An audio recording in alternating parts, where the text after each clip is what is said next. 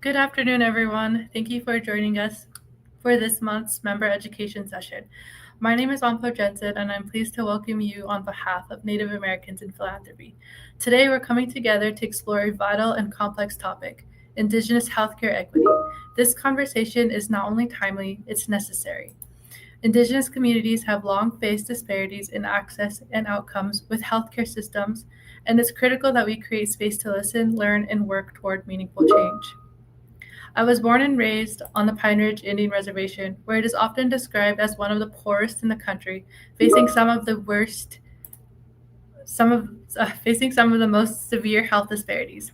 Many families lack access to safe drinking water, relying instead on plastic bottles, and the average life expectancy is just 45 years old. But I have never seen home that way. The reservation is one of the most beautiful places and has always given me the strength to chase after my dreams. I carry this perspective with me as I pursued both my bachelor's and master's in environmental engineering at Stanford University. There, as the first Native woman to serve on Stanford's Student Global Health Board, I co-led an initiative that trained the university's team of doctors and nurses to support our tribes in preparing for the pandemic. By August 2020, when COVID-19 had taken the world by storm, our community, once considered to have the worst odds, had only 13 confirmed cases among a population of 30,000. My storytelling method proved that our voices are crucial for successful interventions and change. I continued to advocate, and I became the sole author and published on Stanford's medical blog because our stories of empowerment and strength are what's going to heal the world. While in school, I continued to learn about engineering while drawing on those experiences of the lack of our voices in creating poetry. I attended UNICEF Leading Minds in Italy, Bonn, Germany, Gibbon in Japan. In these capacities, I delivered testimony on the United Nations floor that led to formal policy recommendations on Indigenous languages and health from the UN Permanent Forum on Indigenous Issues for the World Health Organization. It was through deep and meaningful conversations with partners, Indigenous voices, and allies that I realized there was a collective aspiration to bring together science, policy, and the marginalized voices of youth in global health. That's why we are so honored to welcome a panel of incredible voices to guide today's conversation. Each of our panelists bring unique experience, insight, and lived knowledge to this discussion. From frontline health advocacy to policy work, community leadership, and research, we are grateful for their time, their expertise, and their openness in sharing with us today. Throughout the session, we encourage dialogue.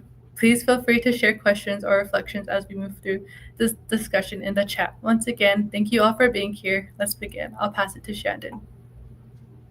Wonderful. Thank you, Ampo, very much for that incredible welcome. Shandine Vandiver Yanishya. Bilagana Nishlit, Ajitni Bashishchin, Bilagana Dashishche, Tsinojini Dashinala. Thank you all for joining us, and Ayahat Nitsago again, Anpo, for welcoming us into this space today. It's always a pleasure to have a NAP representative center our conversation, and it's an honor to have our Tribal Buffalo Lifeways Collaborative Program Manager bring her passion for health advocacy work into our conversation today. She joined our team earlier this year, and she continues to organize for Indigenous solutions in both global health and climate change, both with her work at Native Americans in Philanthropy and beyond. So I hope that more of our members here today get the opportunity to work with her more in the future. It's an honor to join you all for this member education session where we come together, leaders, healers, and advocates to truly envision a future where accessible and affordable healthcare is rooted in sovereignty, in culture, and in community strength. We are meeting at a time when the conversation around Indigenous health is not just urgent, it's generational.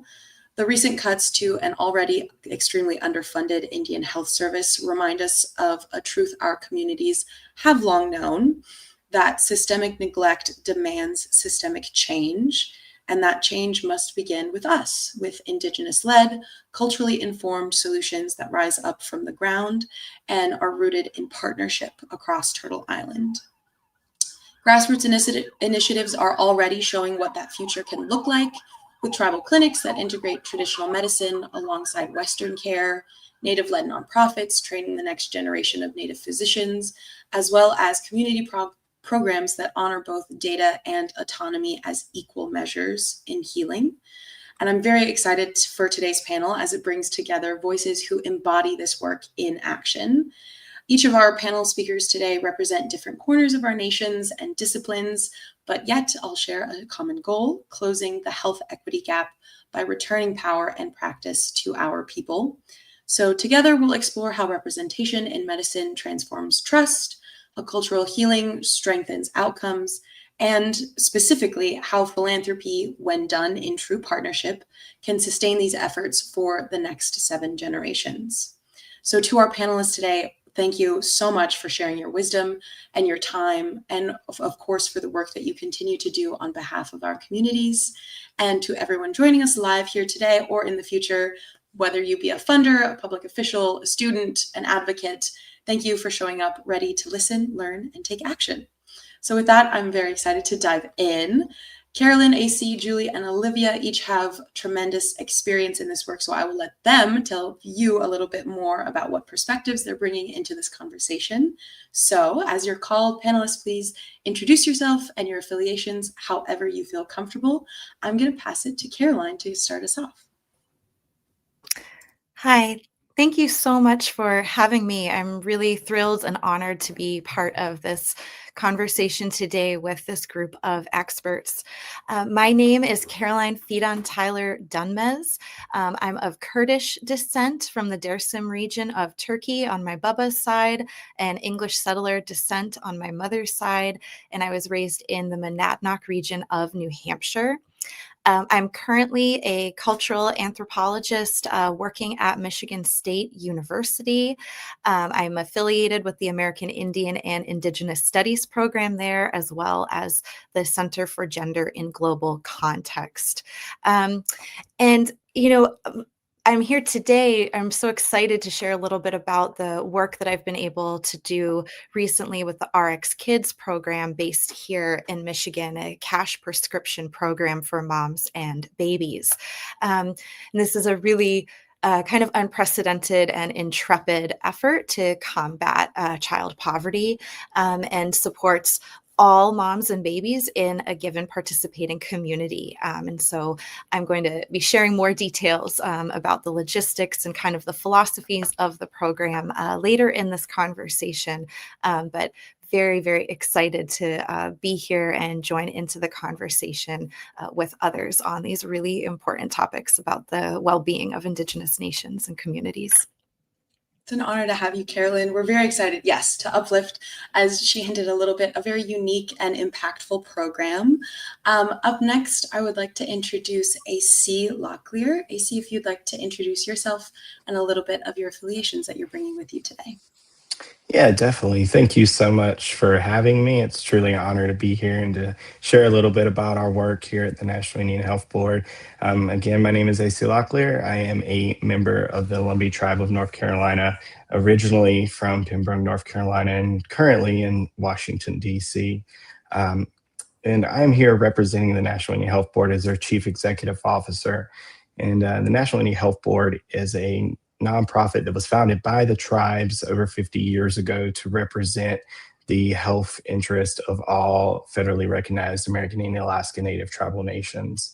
And we do that in a number of different ways. At the core of our mission is our policy, advocacy, and education, really representing the priorities of Indian country and policy reform and policy changes, both through the administration and through Congress, and as well as building tribal capacity for health and public health programs. So helping build tribes' ability to have sophisticated public health initiatives and programs and to address the needs of their community. So I'm super excited about sharing a little bit more about what we do. Wonderful. Thank you, AC. It's an honor to have you with us today. Up next, I'd like to introduce Julia. Julie, if you could come in and introduce a little bit of yourself and the organization that you're going to be speaking on behalf of today. CEO Nagadugu, Ayagehan Julie Deguadago, Gale Iliga Ahani, Ojiraha. Hello, everyone. My name is Julie, and I'm overjoyed that we've all come together. Thank you so much to the Native Americans in Philanthropy for having me today to engage in this discussion. And I'm really honored to be in the presence of such formidable leaders in Indigenous health. I'm a citizen of the Cherokee Nation, and I'm joining you all today from my home in Tulsa, Oklahoma, where I live, work, where my husband and I raise our two children, 10 and 7, and our dog Benny. He's right behind me, and he gets really upset when I don't include him in my introduction. So you might be able to see him in the back, and so he always points that out. So I want him to hear that. Tulsa lies on the present-day home of the Muskogee, Cherokee, and Osage nations. I'm a program manager at the Southern Plains Tribal Health Board, where I've been there for going on 10 years. The Southern Plains Tribal Health Board is a nonprofit tribal public health organization that serves 43 tribes in a 3-state region in Oklahoma, parts of Kansas, and Texas. We actually work really closely with the National Indian Health Board as well. And a division, Oklahoma Tribal Epidemiology Center is a division or department under the Southern Plains Tribal Health Board. And the Tribal Epidemiology Center oversees a variety of services, including but not limited to epidemiology and biostatistical services, program evaluation, data collection, management, analysis, chronic disease prevention, oral health programs, behavioral health, and education, training, and technical assistance services. And I work in partnership and alongside a staff of over 70 that have a deep love and connection to serving our communities in our area. And so definitely blessed to share the space and the work culture with them, with the work that we're doing. I'm a dental hygienist by trade, and really going to be talking a little bit about our work through the Community Health Aid Program and the work that we do in implementing and integrating that program, which looks at dental and a variety of other options and systems change efforts. So Wado, again, for having me, and excited to engage in the conversation. Yes, very happy to have you with us, Julie. Thank you so much for that introduction. Finally, our fourth panelist, we do have a full one this month. I'd like to bring into this space Olivia Sloan. Olivia, if you could give us a little bit of insight into your background, into your organization that you'll be speaking on behalf of today. Hi, everyone. As everyone acknowledged, I'm really grateful to be part of this panel and honored to join you all in this conversation, which I think in this time in our country is really important for all of us natives and Indian country. My name is Olivia Sloan. I am Tohono O'odham and Navajo, and I was born and raised in Santa Fe and have kind of had a career across the country working at the federal level in Congress and policy work, New Mexico, the Phoenix area IHS, Alaska, and then moved to public health because I thought, we weren't doing enough in Congress, so maybe research would change things. And then my father did an MPH, and then I moved home because my father was diagnosed with cancer back here in Santa Fe. And so I actually became a nurse. So I've been doing cancer research for the last 11 years, and my passion behind that really was providing access to clinical trials for those who can't afford to travel across the country, to our local community members in rural New Mexico. So it was wonderful. I did a lot of COVID work as a nurse, mostly serving Navajo relatives who were transferred to our hospital, and we did not know where their family was because they were intubated. So that was significant. If we didn't learn anything from COVID on Indian country, I just think that's a big lesson we all need to carry with us. Gratefully, I became vice president of Native Health Partnerships at a philanthropic organization We are called Anchorum Health Foundation, and it is a true honor to be in this space. Again, especially now, given funding cuts, to be working with all the tribes, pueblos, and nations in New Mexico, as well as urban natives. And I think, philanthropy has a huge role to play, and I'm just honored to be a part of that. So thank you all. Thank you very much, Olivia. It's an honor to have all four of you truly to join in this conversation. Olivia has provided a beautiful segue into my first question.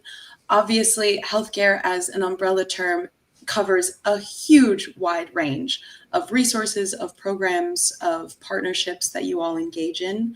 And oftentimes the people who are working in this space go into healthcare because of passions. Olivia, you mentioned a little bit about her family's background that pulled her into the healthcare sector. I'm interested in hearing a little bit more about your guys' journeys on a personal and professional basis. If I could, Carolyn, put you on the spot to start us off, could you share a little bit about your journey into the practice or support of addressing critical healthcare gaps for Native communities specifically? Yeah, absolutely. So in my case, my journey into this realm really began in my graduate studies. So I was lucky to be mentored by some renowned Indigenous studies scholars like Audra Simpson and Jeannie O'Brien. And I came to my relationships with them with a really long-standing interest in gender-based violence. And what I learned in my courses with them propelled me to investigate the crisis of missing and murdered Indigenous women and girls in Nova Scotia and in Manitoba. So this was back in 2013 and 2014. And, I was particularly interested in kind of interrogating the concept of the right to life and what justice looked like on the ground for family members and community members who were living in the wake of the loss of their loved ones, and how those different modes of justice were kind of articulated between the state and the communities. And during my field work in Winnipeg, I just, as these things so often happen, I connected with other researchers and community members who were working on the reclamation of Indigenous birthing care. So specifically, Melissa Brown and Candace Newman's work with Zaga Adiwin, which I'm imagining many of you may know about their really extraordinary work already. They travel to Indigenous communities all over Canada and the United States, conducting these Indigenous doula trainings. And so I became really compelled to understand this resurgence of Indigenous birthing care at this particular time. And I was very lucky to be able to conduct in-depth interviews with dozens of Indigenous women, primarily Anishinaabe, Cree, and Red River Métis in Manitoba, who had undergone these trainings. So this really got me thinking more and learning more about kind of the relationship between Indigenous sovereignty and birth.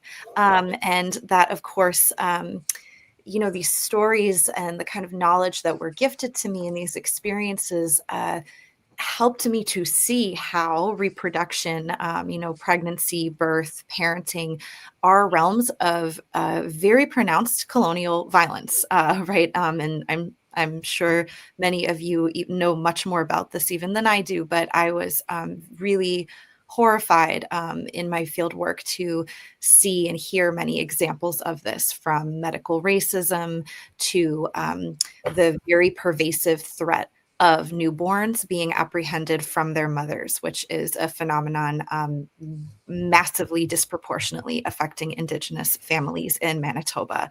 And so, one area that propelled me into was thinking about the connection between reproductive violence and missing and murdered Indigenous women and girls, as we see that, statistically, mothers who've had their children taken from them, as well as those children, are often at a much higher risk of forms of violence later in their lives. And so that was one area that I was really developing my thinking around. And this is part of a book that I'm working on as well. But at the same time that I was becoming aware of these violences, I was, extremely moved and impressed by the work that was happening in community on a regular basis to take care of moms and children, right, in these Indigenous communities. And so, this was often talked about as heart work by the people that I was learning from.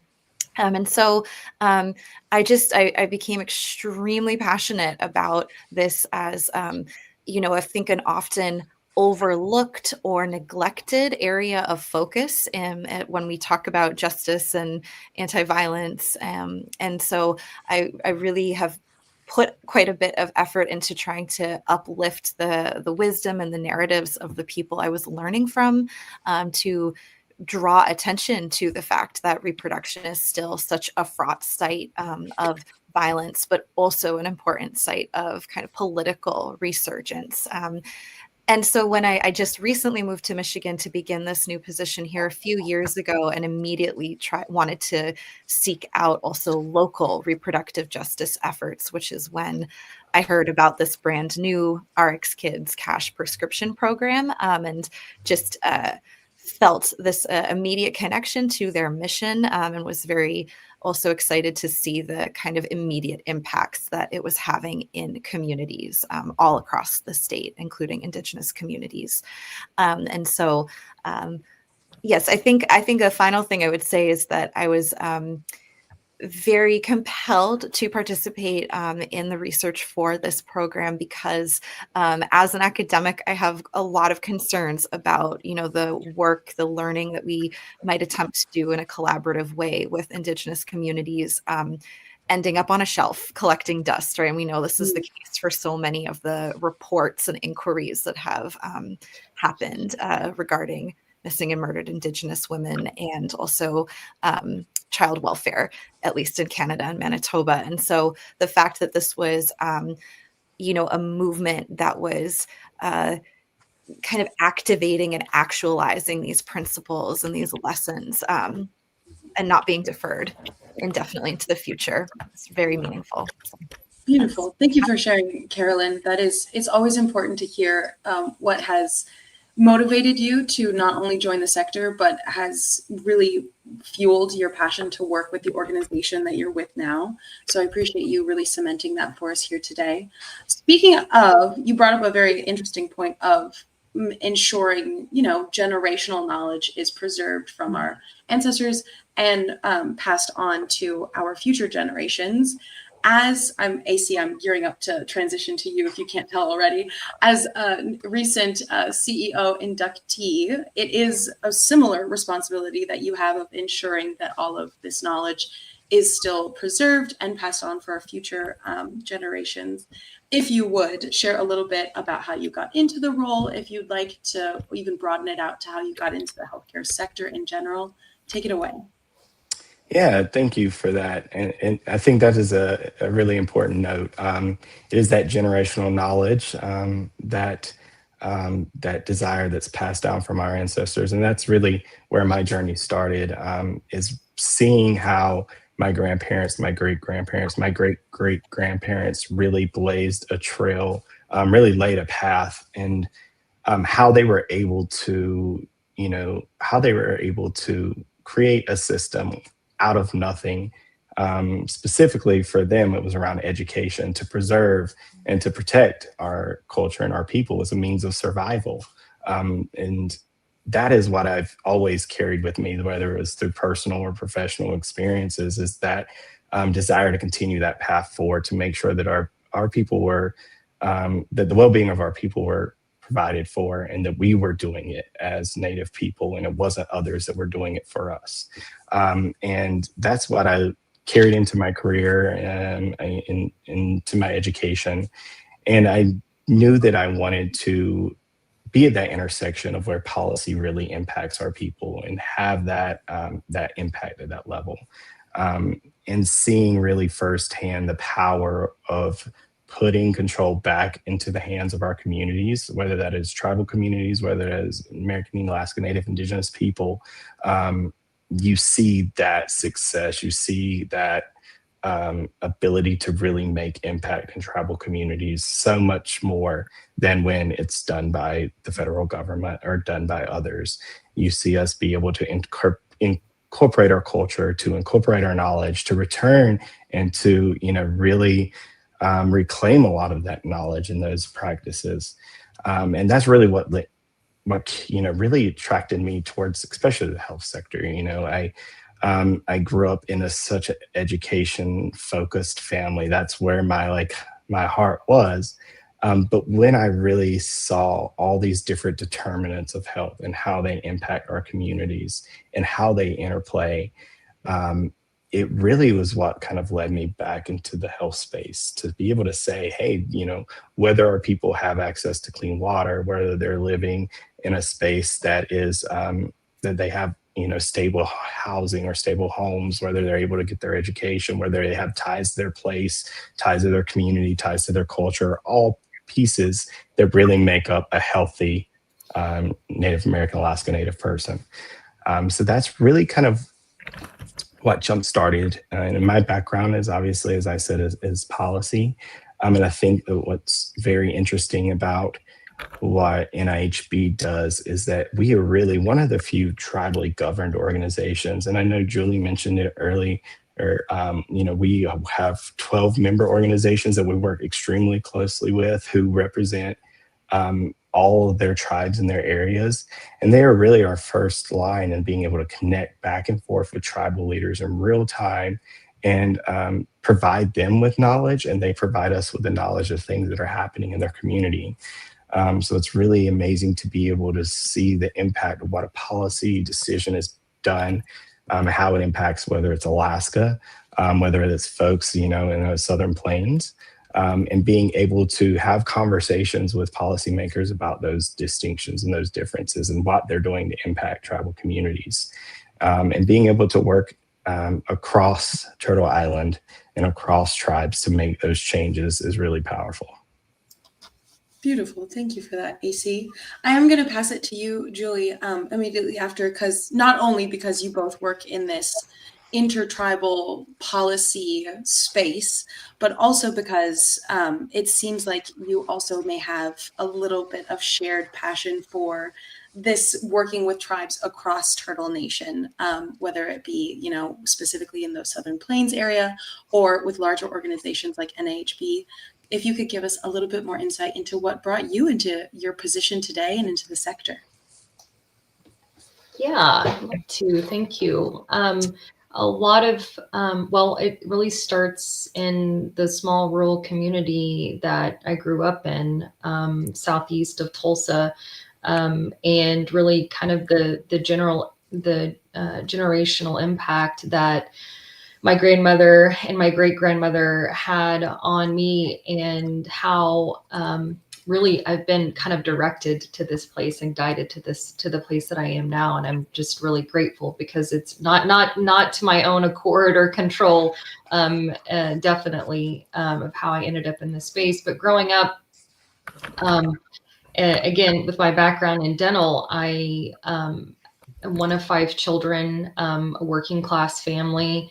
I'm a first generation college graduate, and I had terrible teeth growing up. I was in the dental office. I always joke and say that I grew up in a dental office, and it's amazing that I actually went into the field because I was there so much. But I think it was really the connection that I established with the providers and the experiences that I had, because I was privileged to have 2 grandmothers that took us to our dental appointments. My parents had to work, and it was a 2-hour round trip to be able to access the specialty care that I needed as a child, and that wasn't available physically within access in our rural community. And those experiences really kind of shaped, again, like my passion to go into dental and oral health care, because I got to spend that time with my grandmothers, which was so wonderful. You know, I always got to get out of school, which always that was a fun thing. Grandma took us to Lumbee's and you know, got to go out to eat, and so there was always a positive experience around. Not that Lumbee's was my choice; it was my grandmother's choice, but we went with it. And so it was just surrounded by really positive things, even though I had to go and get a lot of dental work done, right? But I remember being in those, during those times, I connected with the dental hygienist there, and I could see myself in them. I could see myself becoming one, even from coming from a really small town and small community, and not feeling like I had a lot within reach. And so I could see that. And I think that's really the path that has been laid out for me, is that I want to create that same visual and that same accessibility within the communities that I work. I want our Indigenous youth in our communities to be able to see themselves in these providers, to feel like it's within reach that they can accomplish these things. I had a great support system. I had a great, again, encouragement from my family and my grandmothers that I could get into dental hygiene school, and I could graduate, and I could become this provider, even though it was really, really difficult. You know, we look at the financial, I look back on the financial access burdens that my family went through. Care credit cards and different credit cards just to pay for medical bills and dental bills. And I see that the struggles that my family, my mother and my grandmother and my great grandmother all had to go through to be able to give us this life. And so I think it's so important that we pave that for the generations to come. But after I graduated hygiene school, I had the opportunity to move to Texas, or my husband got an opportunity. So I worked in private practice for several years. I got to teach in a dental hygiene program for a few years, which I really enjoyed. But my grandmother always encouraged me to come back and work for the tribes and work for these communities. And that's something that I was always trying to get back to. And then an opportunity opened up here at the Southern Plains Tribal Health Board for me to be able to do that. And so that is really how I got to this space, and how really that's the passion and the drive that I feel is those experiences that I had as a child, and the motivation and support that I had from my grandmother and my mother and all of my family. And I'll say really quickly too, whenever I first started at the Southern Plains Tribal Health Board, I got to hear the story of the Alaska Native, the tribes, and their experience with the dental issues, and how they really sought their own answer to the issue, and the whole story of how they brought dental therapy to their communities, and they looked out for a solution for tribes by tribes. And that, when I heard that, I hadn't heard of dental therapy until I had just started at the health board about 10 years ago. And that story of how they got dental therapy in their communities and the improvements that they've seen has been such a motivation to me, really, not just within dental therapy, but so many other things really more broadly in policy and the advocacy space. So I also think about those stories and that experiences that the Alaska tribes went through, and that's also a huge driver for me. So. Beautiful. Thank you for sharing, Julie. There's nothing more motivating than the dual responsibility for your family and also being the first in the family. Congratulations on being the first in your family to graduate. That's an impressive achievement. I'm going to pass it to Olivia to round out this first opening question. It seems like there is a little bit of overlap in a lot of our panelists today between the policy and advocacy space. But specifically, I'm interested in hearing a little bit more about the philanthropic perspective that Olivia is going to be bringing in here today. I know we have a lot of nonprofits here, but specifically from a funder's perspective, Olivia, if you could give us a little bit more info on how you've gotten into this role and into the sector as a whole. Yes, and thank you to the panelists for all their work. I started my career working on the Hill, and I remember doing advocacy, working with NIHB for dental health aid therapists in Alaska. So, it's a beautiful model that I think a lot of rural and tribal communities can model. I was very, very lucky to start my career working in policy and learning from my mentors, just reinforcing tribal sovereignty. And I have been, I've carried that with me ever since. Going into public health, same thing, tribal sovereignty.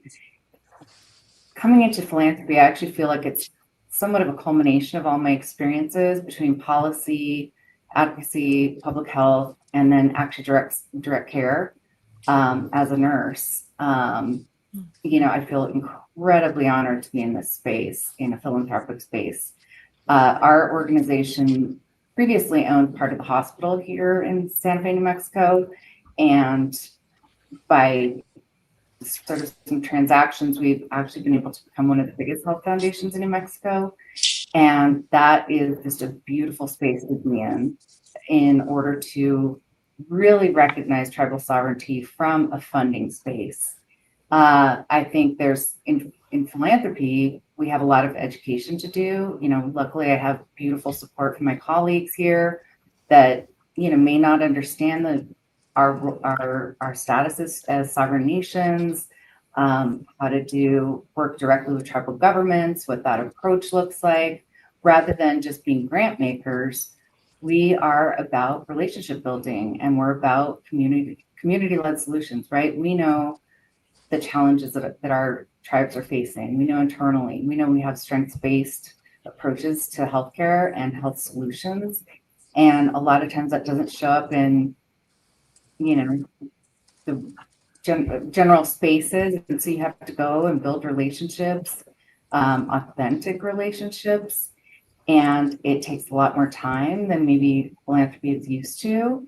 And that's what we're doing here. And I'm so grateful again for my colleagues and the leadership team that I work with to really honor that this is going to be a different approach. We became a full foundation only about 2 years ago. And,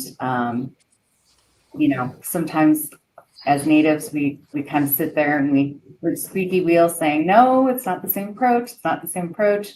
But I feel very lucky that everyone is listening, and the tribes that I've been working with and the Native partners I've been working with, both national, local, have just been wonderful. And I've actually been able to lean into a lot of former colleagues that I used to work with when I worked at the Intertribal Council of Arizona when I first started out of college.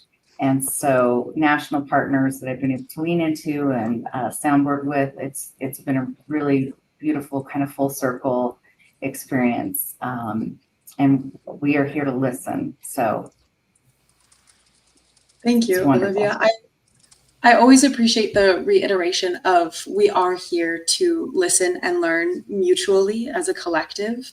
And I also appreciate you reinforcing the notion that, yes, we as representatives of our communities know that our communities know what they need the best. It will never work if the solutions come from a top-down approach. It needs to be bottom-up, which leads me into a pretty large question. I will acknowledge it. But we've touched on the aspect of healthcare being such a broad sector, a broad term with so many different vying priorities that we hear from our communities. I'm opening this up to the full panel, though I would be interested in hearing a little bit from the national perspective first. With so many pressing issues that fall under this umbrella term of health and of care, how does each of your organizations listen to the priorities of the communities that you're serving, whether that be nationally, whether that be locally? AC, if you'd like to kick us off. Sure, happy to. We do it in a variety of different ways. There's the being the national voice for Indian health and policy. We are in constant communication with tribes, tribal nations, whether that is through tribal advisory committees that serve to advise the federal government. So if there is a policy regulation, something that is coming down the pipeline, we usually hear the impacts pretty soon. But it's those things that we don't always hear. It's those things that either differ by community. It's those things that communities have been fighting for decades, or things that haven't really risen to the top. So like I mentioned earlier, one of those communications, the ways we kind of identify some of those priorities is through our member organizations. We have 12 area health boards who represent each of the Indian Health Service regions, which there are 12. And we work really closely with them to learn what's going on in their communities, for them to share their individual priorities. Every year we develop a legislative and policy agenda where we go out and we, create opportunities for Indian country to provide us input on what their priorities are. We help develop consensus if there isn't around priorities. And that's kind of our blueprint each year to help us advance whatever our legislative or policy agenda may be. And then we have if there are issues that come up that we may not know what how tribes feel, what their consensus is, we'll create town halls, listening sessions, really to give tribes the opportunity to provide us their input. We also will create opportunities for engagement with the federal government. So not only for tribes to tell us what those priorities are, but during our National Tribal Health Conference and during other times, we will work closely with the federal government to create those spaces where tribes can come and discuss different issues. So whether that's with the Indian Health Service, whether that's with Centers for Disease Control and Prevention, or the Health Resources Services Administration, we want to create those opportunities where tribes can go one-on-one in that government-to-government relationship and say, these are the issues impacting our community. Because sometimes those priorities are more powerful coming from those tribal leaders in those communities themselves. And then there are just those priorities that, we know inherently that impact our communities. We know when the CDC releases their life expectancy report and it tells us that our babies born today will no longer will die before they're eligible for Medicare. We know that is a priority for Indian country. We know that our maternal mortality rates are higher than any other population. We know that's a priority for Indian country. We know that, fentanyl, we know that opioids, we know that substance use disorder hits our communities a lot harder. We see those rates, we hear those stories, and it's those issues that we really need to find ways to partner both on a local level, but also outside the federal government. So with tribes, with our partners in philanthropy, and to really find creative ways to start addressing some of those issues. And we really need those allies across the board to help amplify them, because we all know what our issues are. Our tribes know what their issues are, and they have the answers, and we listen to them all the time. I mean, we hear time and time again, we see the success stories and we see the struggles and we see the resiliency, and what our job is to help translate that and to amplify that across the board. So whether that is with Congress, whether that is with the administration, whether that's with philanthropy or private corporations, that's where NIHB stands. So, we really want to help build the tools so that tribes can have easy access to, whether that's toolkits, whether that's resources, best practices. But we also want to make sure they have the capacity to amplify their priority issues themselves and talk to those leaders who can make that difference. Beautiful. Thank you, AC. Julie, if you'd like to jump in as part of the member organizations. Carolyn, if you want to jump in. I know that AC touched a little bit on the birth equity work that you're doing. Please feel free. Yeah, I can go ahead. I can add and just kind of build on what AC was speaking to, is because from the perspective of a regional health board, we also have a variety of different ways that that we listen to the priorities of the tribes and the communities that we serve. And especially as an epidemiology center, right? I feel like, we're always at one given time have about 10 or 15 different surveys going out and all kinds of different forms of assessment to understand the priorities, listening sessions, and interviews. But I will say that our organization, and I mentioned it in my intro, our staff, our programmatic staff are working intimately with our tribes and our communities. And that is so important because it is, it's our staff that, moccasins on the ground, that are firsthand information of what the priorities are and what the needs are and what the gaps are. And I think internally and structurally within our organization is that there is that there's a platform and a functionality that provides an opportunity to share those priorities with our leadership and allows us as an organization to respond in a way that maybe shifts our priorities and provides opportunity to respond appropriately to emerging priorities and needs that maybe were established prior and things are changing. And so I think that that agility and flexibility is so important. And also you have a pathway to those direct community stories and experiences. And I think that's one way that our organization really listens to the priorities of the tribes that we serve.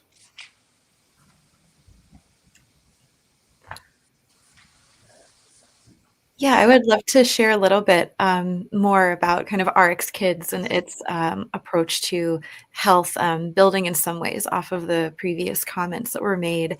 And so RX Kids itself was born out of community input, specifically that was being channeled to Dr. Hannah Mona, who is a pediatrician and public health expert working in Flint primarily. And she was, hearing about and witnessing these really deleterious effects of poverty on families, on moms and babies specifically. And again, just kind of the manifestation of that structural violence, like in people's bodies and their health outcomes. And to kind of paraphrase her, she said that she didn't want to keep, band-aiding poverty. She wanted to prescribe it away. And so that was really the impetus there, was really coming out of those community voices and experiences.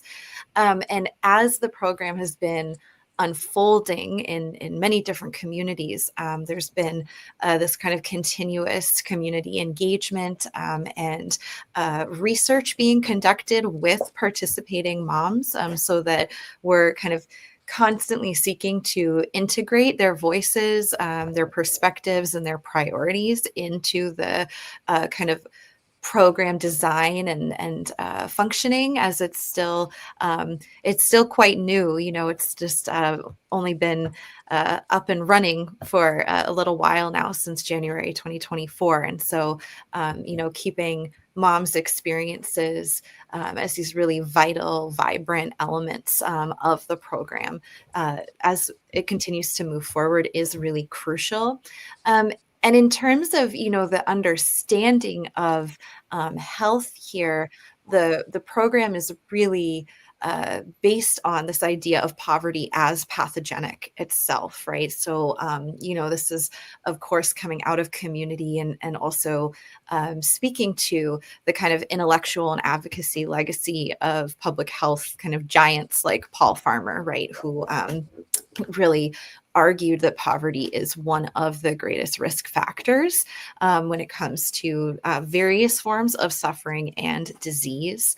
And of course, right, in Flint, given the water crisis that so famously has impacted communities there, there's been a of course, a very forceful emphasis on the fact that, what we mean by health, and, this, of course, segues with many Indigenous worldviews, ontologies, is so much more than, the health profile of an individual body. Or doctor's visits, that, of course, it includes clean water, safe communities, safe housing, many different factors, right? And interestingly there too, of course, that's speaking to the kind of reproductive justice framework, which asserts that a safe and healthy environment is like a core right of all parents, one that the state has an obligation to help fulfill and recognize. And so, as some of the previous speakers like AC were really emphasizing those social determinants of health, I would say that like kind of a similar very like broad and holistic understanding of health is driving this program forward. And, also, I think a final thing I would say that I've been ruminating on, having done some interviews recently, is just, of course, this importance of relationships for health and healthcare. And RX Kids is very concertedly premised on, coming out of relationships, maintaining relationships, building relationships.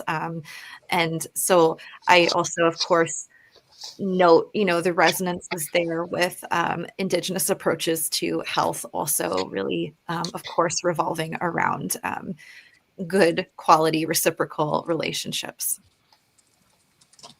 I see you nodding your head a lot, Olivia. Do you have a similar viewpoint on ensuring relationships as a part of your work as well? 1000%. Even though that's not a true percentage, but yes, I mean, that's where the core of our work is happening. Our mission is about social determinants of health and listening to community. I think that's amplified with tribal communities, given our sovereign status.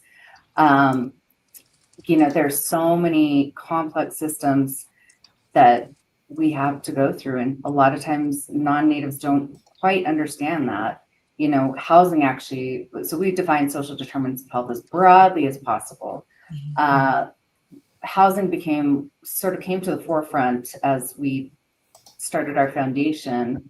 And then we looked at that from a tribal lens. We started with non-tribal, and people had no idea, our non-native board and staff had no idea about all the different hoops we have to go through, because it's trust land, right? And so all the complex systems that we have to go through, even within IHS, are you 638? Are you in your, purchase and referred coverage area? Are you in your CHSDA? People do not understand that system. I think, navigation is a huge, huge, huge asset. And it could be for any single, specialty. I'll call them specialties, but let's say I'll just take housing, for example, to go through BIA, Department of Interior, the tribe, the bank, whoever it may be, to try to get a home. That's intergenerational wealth that we're not privy to many times. And so as a philanthropic organization, I think we're looking at those sort of systems approaches to address whatever social determinant of health it may be, because we know if you have safe housing and, your children have safe housing and somewhere to go, your outcomes are likely going to be much better than if you don't. And we learned again through COVID, how many people had so many people staying in the same house, no access to water, and we're saying wash your hands.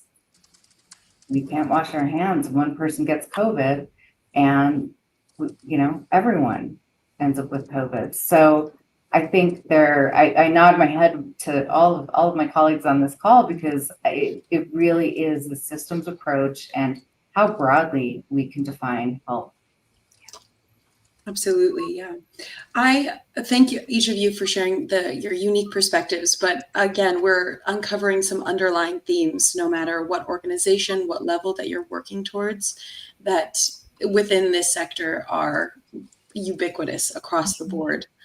As we move forward, I'm interested in hearing a little bit more about the specific role that Indigenous representation plays in ensuring that these healthcare systems are reflective of the needs that we're hearing come out of our communities, which is essentially to say, what do these culturally informed services, we hear that phrase a lot, what do those look like to you and your organization's work specifically? And I open that up to the floor. If any of you have any culturally informed services that you think are effective or are being successfully centered and ingrained with our traditional ways of being, this is the time. Yeah, I can go ahead and I can start off the conversation here. Absolutely. Yeah, I think, I'm sure folks here and my colleagues have heard the phrase, if you aren't at the table, you're on the menu, right? And so it's really important that the representation in all spaces to be able to share the concerns and the needs and the priorities of our Indigenous communities. And again, to kind of continue the conversation and build upon, the assessments and listening to our communities. That is where we've kind of found ourselves with the implementation of the Community Health Aid Program, which is a system of care. It is not just healthcare providers. It is a system of care that is 100% culturally informed. And, I know we do hear those terms a lot, right? And that means, the approach, the program, the practice, and the intentionality of that, and incorporating the cultural values and the beliefs and the traditions and all the lived experiences into this model and system of care. And so I think that when we're looking at the integration of the Community Health Aid Program, again, building on the experience and the expertise and the path that was forged by our relatives in Alaska with the development of the Community Health Aid Program, decades ago. It really is at the heart culturally informed and centered on for tribes and by tribes, and it creates a system outside state regulatory environments that promote systems change, that promote traditional and cultural practices woven into every aspect of care delivery. So the actual providing care and services to recruitment and retention, and educating our community members to be able to provide this care in the cultural and community context that's necessary. It's working with our allies in our academic institutions to help communicate how sometimes the rigidity of academic institutions, you have to think outside the box, and you have to reimagine what an educational program needs to look like for these communities in a way that really addresses the needs of the communities. And so we've done a lot of work of working with our academic partners to say, I know you do things this way, but we need you to, trust us, right? Bear with us. This is how we need to look at this. And this is how we need to reimagine this educational system through CHAP. And we're seeing, really kind of a new path forged really in our partnerships with our academic institutions. And so that is really at 100% from the assessments and listening sessions from the tribes of wanting this self-governance model put in action. Mm-hmm. And this is self-governance in action. This is a CHAP is a system that really takes into not just recruiting. Again, you're looking at your communities and you're upskilling. I saw someone mention community health workers, right? I mean, our community health workers, and I know earlier in the broadcast, we were talking about navigation is so important, right? Through a system that's complicated. And you're looking at providers and upskilling opportunities for our community members. And so that is really kind of for us a case study in incorporating culturally informed programs and care. Thank you, Julie. Anyone else? Does that spark any thoughts, any similarities with what your organization does? Olivia, I'm going to pass it to you since you're nodding again. Yes, my nodding is complete confirmation of what everybody is saying. I think it's kind of dual efforts, right? Recognizing tribal sovereignty and working through tribes directly. And so, of course, given the 12 areas, working with the epicenter, knowing that that's a formal way to work with tribal leadership and tribes, we have completely done that. Also respecting the data sovereignty of the epicenters, and completely recognizing that while we may provide funding to an epicenter or to a tribe, that's not our data, that's the tribe's data, and they get to decide what to do with that. And maybe philanthropy and academia historically have not supported that view. I am a very big advocate with our tribal partners, and pretty much going there with a pinky promise saying, that's not me. I've worked in academia, I've worked in policy and other organizations where data is everything. And I pinky promise that's not my role now. And I feel incredibly honored that I get to say that. And of course, we can support that with legal documents, but I like the pinky promise.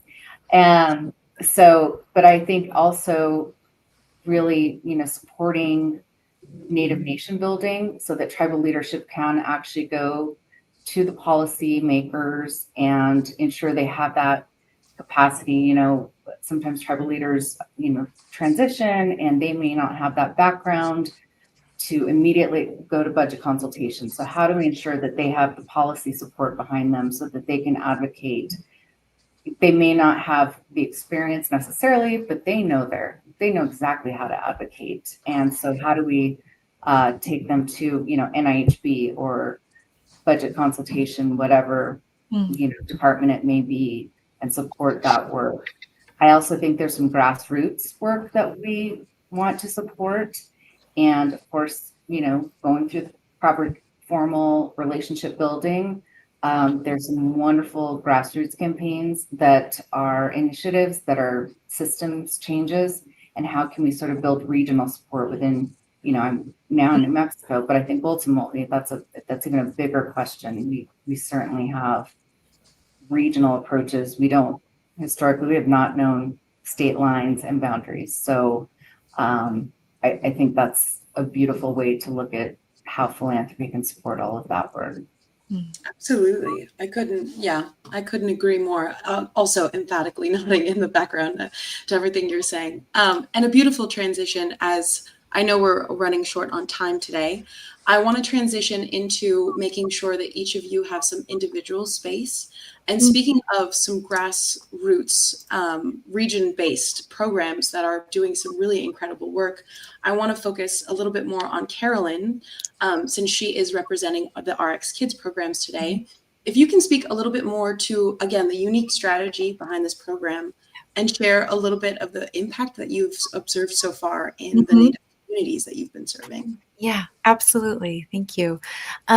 So yes, as I was, mentioning before, it's an unconditional cash prescription program for moms and babies. And so it's currently in 17 communities in Michigan. And it actually just this past March expanded to 5 communities in the Eastern Upper Peninsula. So that includes Chippewa County, where 25% of the program participants identify as Native American, and it's home to the Sault Ste. Marie tribe of Chippewa Indians. And Chairman Austin Lowe's there was an incredible advocate and played a big role in getting the program instituted up there. And there's a few, really unique aspects of the program, which, again, I've been kind of hinting at, but it's the first community-wide cash prescription program in the US with universal eligibility. So in other words, there's no means testing, no kind of assessment process for individuals to be considered eligible. It's the only proof that is required, the only kind of paperwork is proof of pregnancy and proof of living somewhere in a participating community.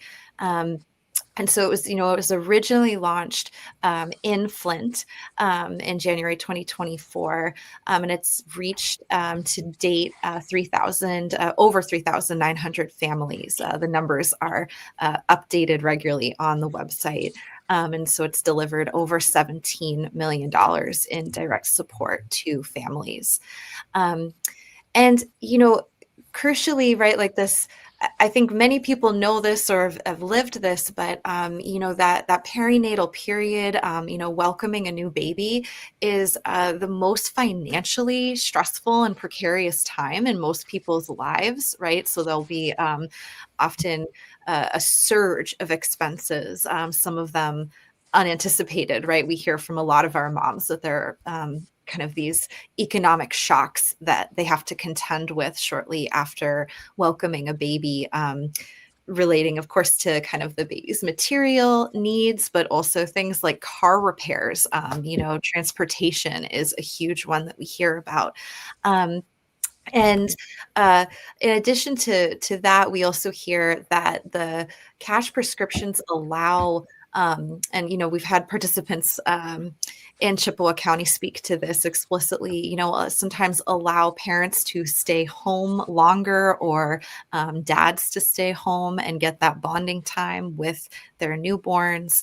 And we know that in addition to it being a economically, very challenging and precarious time, it's also developmentally such a crucial time for a newborn, right? So the kinds of impacts that a child experiences in those early weeks and months can have a huge kind of effect on their life course and their lifelong health. And so, due to those reasons, the program is really dedicated to making sure that cash just gets directly to moms. And in addition to that kind of universal eligibility, the program is also really unique in that it does absolutely no policing or surveilling of what the cash is used for. So mothers do not have to submit receipts or any kind of paperwork. It is entirely up to their discretion to, spend the cash prescription as they see fit, and it's, in that sense, it's also really linked to another really unique aspect of the program, which is its intense commitment to communicating love and support to moms and babies in our communities, right? And a message of trust, right? And certainly the not having any kinds of requirements for eligibility or, removing some of those barriers is also meant to take away some of the stigma and shame that sometimes is associated with receiving funds like this at this time. And, that kind of affective approach, that emphasis on love and trust and support, I think is, as an anthropologist, I'm always really interested in thinking about the ways in which an organization like this is working to change a cultural script that we have about mothers and babies, particularly in communities that are continuing to suffer those consequences of structural violence, colonialism, racism, etc. And so that we can see here from the colors that are used in the programming, and there's hearts on lots of the items and the kinds of events that happen. There are baby parades. That this is really also meant to celebrate and uplift moms and babies in our communities. So it's also part of changing a cultural narrative that we have. So yeah, I'll wrap up there for now. If you are interested in learning more about the RX Kids program, we are more than happy to offer links to find further information, whether you'd like to participate or simply learn more about the impacts on the communities. It is a very incredible program, so I'm very happy that you are here to uplift that for us, Carolyn. We have touched a lot, obviously, as it is a huge impact currently within this space, that it is a very uncertain time in this particular administration with all of the recent cuts. I do want to open space for acknowledging the difficulties that a lot of our community organizers have felt so far. And I do want to open up space as a representative of an organization with such a strong legacy, with being across Turtle Island. If you, AC, could share a little bit about how NIHB is positioning itself as a partner during this time of uncertainty. Yeah, definitely. What comes with uncertainty is, anxiety with a lot of the unknowns. So I think first and foremost, we're really making sure that we're positioning ourselves as an organization that is steadily releasing accurate and reliable information that is accessible to all of our constituents. So whether that's tribal leaders, whether that's policy wonks, whether that's philanthropy, whether that's folks in the private sector, that we're providing information on what these impacts are having on Indian country and ways to engage, and really reliable information that people can get to. In addition to that, we are conveners. At the heart of our mission is we convene, we bring different groups together. For example, at the beginning of the year, we really worked hard with some of our key partners to put together the Coalition for Tribal Sovereignty. So, national and regional organizations across different areas, all who are coming together to make sure that we are working in unison to ensure tribal sovereignty and the tribal priorities are valued, listened to, and respected across the administration. Whether that's through education, whether that is through welfare, child welfare, whether that's through health, working together to make sure we're putting on a unified front. And, when landscapes are shifting, we want to make sure that we're bringing together tribal nations, agencies, philanthropy, corporate partners, so that whatever decisions made, tribes are in the driver's seat. Through our area health boards and our direct communications with tribes, we want to make sure that we are seeing the full picture and relaying the full picture. So where systems are breaking down, where innovations are thriving, where there are cuts to certain programs, what that impact's going to be. I know we've talked a lot about the CHAT program and the DHAP program, but also like the special diabetes program for Indians. It's arguably one of the most successful public health initiatives in the history of the country. And it's really, it's really important that funding continues so that we're able, and tribes are able to continue tribally led programming that is specifically tailored to their communities, that has a drastic impact on the reduction of a lot of different diabetes related diseases and issues. And, that perspective really allows us to help our partners, funders, understand where their support can make the most difference. And really just bringing together everyone that has the resources and the ability to affect change across Turtle Island. So really, we've been working on developing resources, training opportunities, educational materials, that really allow tribal leaders, health systems to advocate for themselves and manage their programs during this uncertain time with confidence, so that they have a one-stop shop for whatever information they need. And with CTS, the Coalition for Tribal Sovereignty, we took it a step forward. So it's not just a one-stop shop on NIHB's website for what we need for health, but a one-stop shop where they can really see how these policy changes, see how these things are affecting education, their Head Start programs, their CHAT programs, their DHAT programs, whatever it may be, so that they can feel a little less overwhelmed by the constant barrage of change and uncertainty. And really, building those partnerships and investments during this time, I think is going to really create a system that we can continue through times that aren't so uncertain, so that we can have a system that works, that is tribally led. Because what we're seeing right now, especially over the last few years, especially over COVID, is that our tribally led, self-governed health programs are really innovating in ways that we never really expected. And it just goes to show that our people have known how to care for their people for millennium. And others are starting to realize that. I think Julie mentioned what they're doing in Alaska.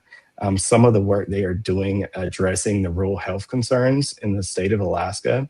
The Alaska Native Health System provides healthcare to 70% of the state. Only 30 or less percent of the state is accessible by road. These are challenges that they have been addressing for decades in ways that really center culture, center all of their traditions. And we're also seeing an emergence of the federal government, even though there's a lot of uncertainty, really, really coming to terms with the benefits of traditional healing for American Alaska Native people, which is huge, because when the federal government acknowledges and provides for these, then academia gets on board, then philanthropy gets on board, then scholar, So we're seeing with CMS, Medicare, and Medicaid providing reimbursements for traditional healing in 4 states right now. That is huge. That allows for tribes to say, we're going to integrate both Western and traditional care in our systems, and we have the power to determine what that looks like.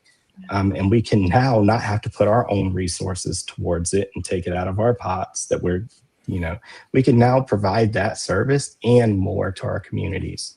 So while there's a lot of different uncertainties, there's a lot of strengths, there's a lot of resilience, there's a lot of best practices out there.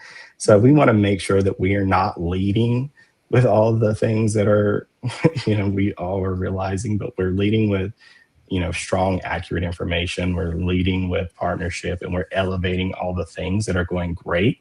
So when any policy decision really impacts it, we can really demonstrate exactly what that means for Indian country and how it's really going to take us back.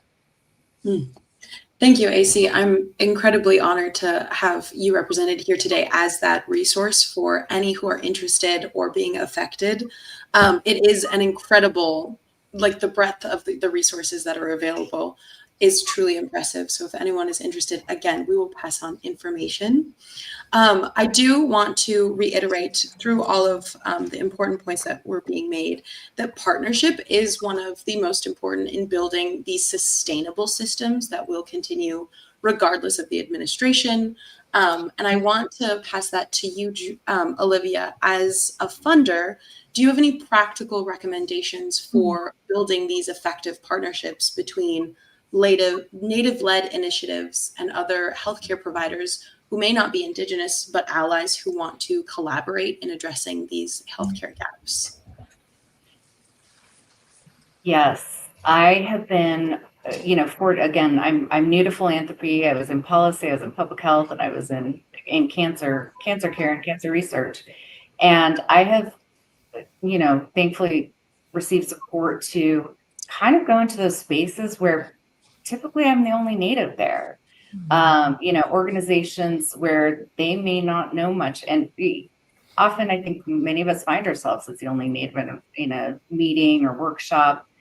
And while there have been certain tribal meetings that we can always go to, and we're welcome, and we feel like we all know each other's stories, you know, in some general way. But going into some of these spaces where people have no idea and actually have authentic curiosity has been really beautiful. And I'm not going to say it's always comfortable, but sharing our stories and talking about tribal sovereignty and the trust responsibility, and how during this administration or other administrations,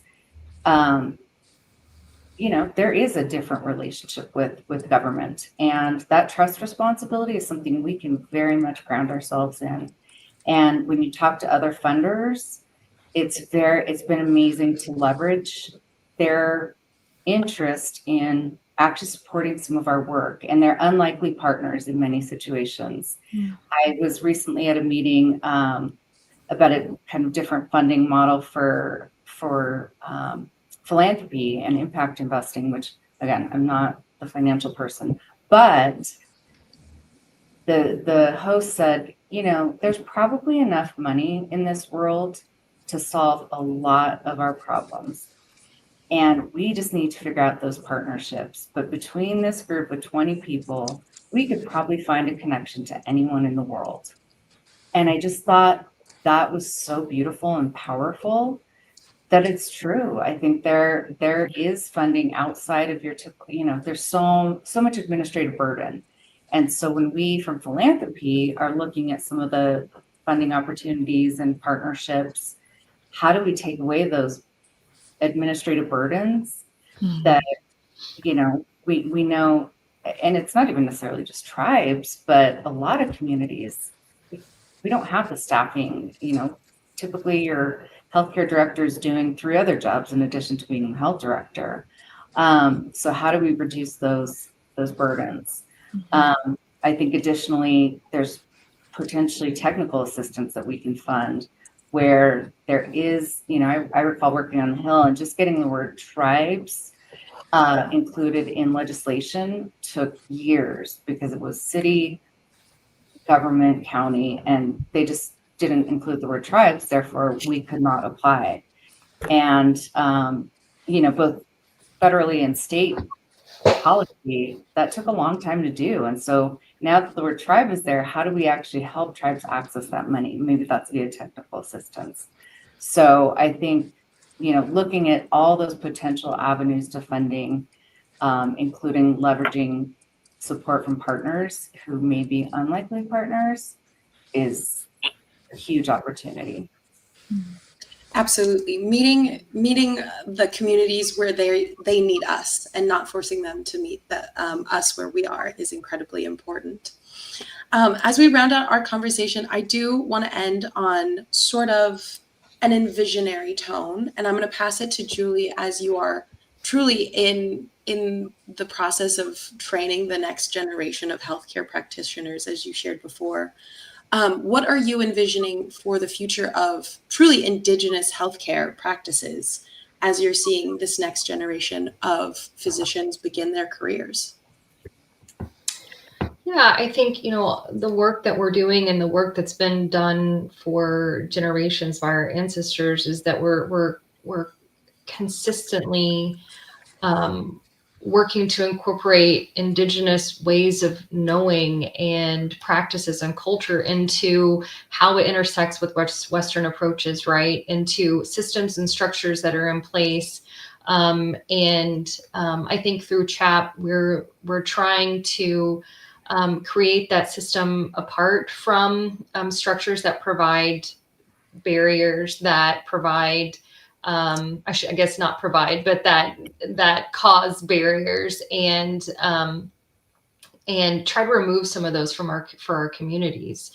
And so I think that looking how we can create workflows and processes that then support our communities, remove those barriers through CHAP and through incorporating the needs that are communicated by our tribes of what their communities actually are voicing that they need and where their priorities are, is the place that we live and work right now. And I know we've talked about, we've talked about the deficits in our healthcare delivery system, and how for generations it hasn't met the needs of our people. And so really it's about reimagining Indigenous healthcare that our organization, our tribes, and our allies in this space are doing, and the organizations that are represented here today, which is so exciting, they're all doing now. And seeing that work being embodied and in place for the generations that follow. And that's super exciting, hearing about, different philanthropical opportunities, RX Kids, and the work that NIHB is doing, and Native Americans in philanthropy. And so it's just exciting to see that how advocates are working right now, and all the fruits of our labor that we're going to see in the next generation. And I do think that gives us hope. But I think these systems and what we're talking about is in develop programs and things and systems such as CHAP and others that we're grounding. And I know we talked about it earlier too, about social determinants of health, but looking at ecological determinants of health. And again, those Indigenous ways of knowing are positioned to really provide sustainability and thriving opportunities for our providers and for our communities experiencing that care. Mm-hmm. And I think so much of that, and a lot of the role that we that we take on too, and following up what AC said about NIHB, is that really being conveners and helping facilitate those conversations and fostering the relationships and the connectivity intentionally and authentically. That's so important. And that is a lot of the work that we do, and I value, and I'm honored to be able to do, because it's really, really important. And so I'll just, it's going to be really exciting to see all of these changes that are going to yield practices that are not just a one-size-fit-all approach, but one that incorporates care at an individual level and meeting communities where they're at, which you mentioned before. Thank you. No, I appreciate the reiteration. We have to hammer down the points until we're sick of hearing them over and over again. I am so appreciative of all of you, each of your guys' times today. Again, I know as we're working through all of the day-to-day, it's incredibly important that you are able to address your own organization's priorities. So for you to carve out this time in your days, I greatly appreciate for you sharing your perspectives with our audience. I'm going to give, if you can limit yourselves to 2 sentences, I'm going to give you all a final opportunity to really reiterate what you would like our audience to walk away from this conversation with. So our members, our audience of non-Indigenous allies, they all include funders, fellow Native nonprofits, some of your peers, elected officials, and again, emerging leaders in all of these spaces. If you could pinpoint one thing that you would want them to better understand as they walk away from this conversation, Carolyn, I'm going to give it to you. Okay. Wow, 2 sentences is hard, but I will. I think I would just really stress that these cash prescriptions that we are giving directly to families through RX Kids, we are seeing such significant improvements in various different kinds of health and financial stability measurements. And so, access to nutritious food, fewer preterm births, fewer NICU stays, reduced eviction rates. And so we're really thinking of this cash as a form of medicine, and one that we really want to be uplifting the agency and self-determination of moms and babies in communities, and certainly in Indigenous ones.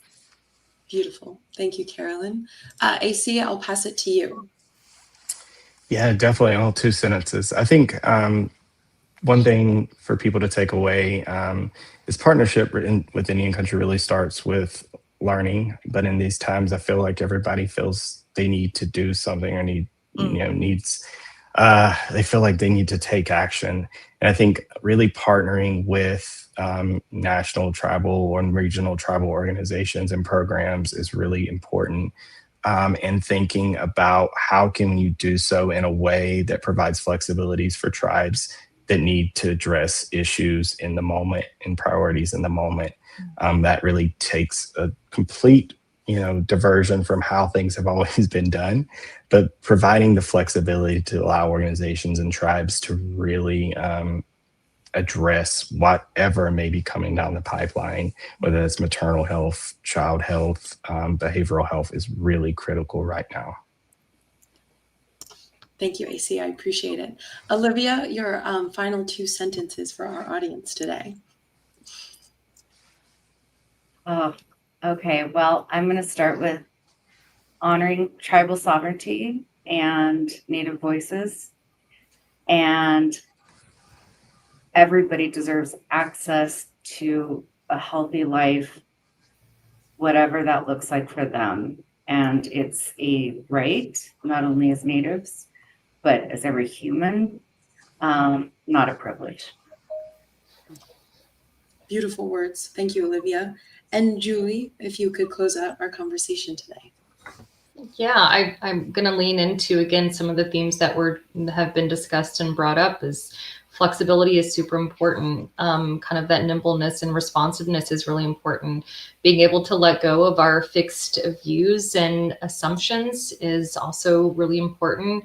And being creative in this time of uncertainty and really trying to lean into that as a strength to be able to think outside the box, and to frame that in a way that gives us some creative thought to continue the work in the way that we need to do it. And I think that frame of mind is so important, and systems change takes time.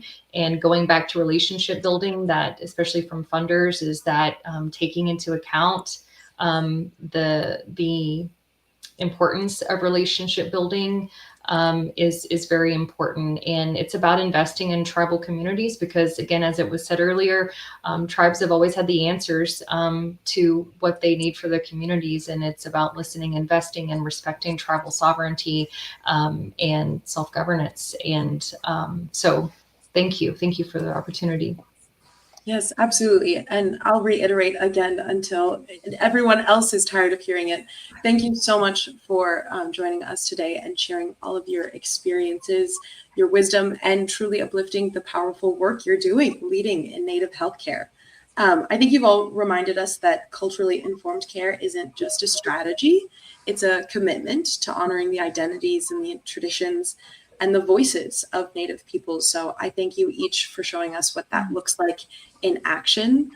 We really appreciate all of your guys' time today. Thank you so much. Thank you. Yeah. Thank you. To our audience, whether you be, again, a funder, a leader, or a future change maker, I hope that today's conversation inspires you not only to possibly invest in some of these programs, whether that be through time or through funding, but truly in the people and cultures that make these programs work. So as we leave, I hope you'll all carry forward the message that healthcare equity for Native communities is not just a side initiative, it's central to the health and the healing of our entire nation. Thank you all for joining us today and learning all together. And I will pass it to Ampo again to close us out. Thank you so much to all our incredible panelists for sharing your stories, your truth, and your vision for the future of our Indigenous healthcare. And thank you to everyone in our audience for spending this time with us, for listening with intention and engaging in this conversation that truly matters. What we've heard today is both a call to action and a reminder solutions already exist within our communities. From traditional healing practices to Native-led clinics and collaborative partnerships, our pathway forward is guided by strength, wisdom, and resilience of our peoples. As we move ahead, we may continue to uplift Indigenous leadership, honor cultural knowledge, and build systems that not only treat illness but nurture wellness for the next 7 generations and beyond. On behalf of Native Americans in philanthropy, thank you again for joining us. We invite you to stay connected, support these initiatives, and carry today's conversation into your own circles and communities. As a reminder, member education sessions like these are open to the public as a highlight of our member benefits. NAP membership is open to Indigenous relatives as well as non-Indigenous allies.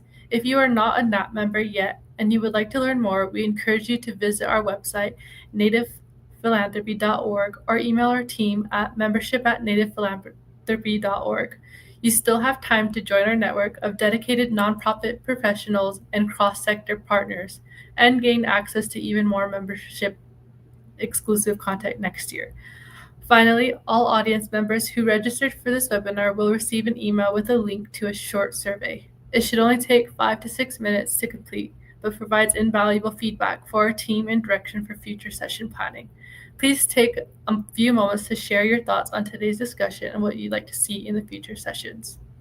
It's from feedback like this that inspired our next year of membership education session topics and speakers. Our team at Native Americans in Philanthropy are honored to continue offering the space of connection and mutual learning as we uplift the incredible work being done across our communities and in partnership with allies across sectors. So make sure to mark your calendars for January 21st as we return to our education programming in the new year. Until then, our team wishes you all a warm winter season spent with loved ones. Wokbila.